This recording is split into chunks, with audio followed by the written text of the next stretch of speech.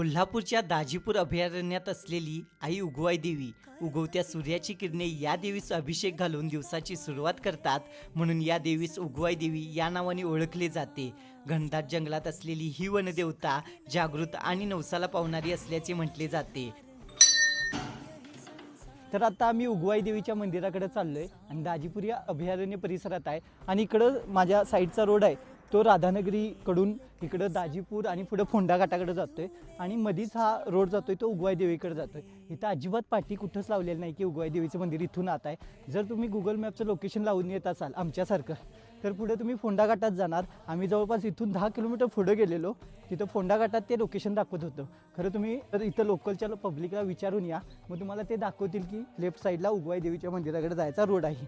इथं समोरच तुम्हाला राधानगरीचं बॅकवॉटर दिसतंय, त्यामुळे लोकांना इथल्या लोकल लोकांना विचारूनच इथं या.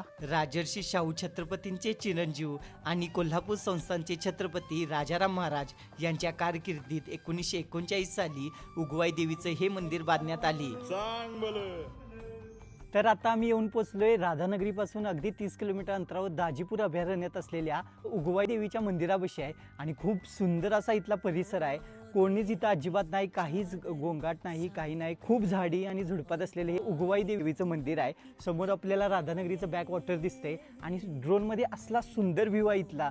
खरंच मनाला शांती पाहिजे असेल तुम्हाला पण आणि एक दिवस कोल्हापूरजवळ कुठंतरी फिरायला जायची इच्छा आहे तर उगवाई देवीच्या या मंदिराला नक्की व्हिजिट करा. इथं तुम्ही मस्त येऊन जेवण करू शकता, वनभोजनचा आनंद घेऊ शकता. खूप भारी इथला परिसर आहे, खूप थंड असं वातावरण आहे. एवढं ऊन आहे बाहेर, खरं इकडे येताना जो रोडवर थंड गारवा अनुभवतोय तो खरंच खूप सुखद आहे. आणि राधानगरीमधील उगवाई देवीचं मंदिर एकदा तरी तुमच्या लिस्टमध्ये, जर तुम्ही फोंडा घाटातून खाली कोकणात उतरत असाल तर नक्कीच एकदा व्हिजिट करा.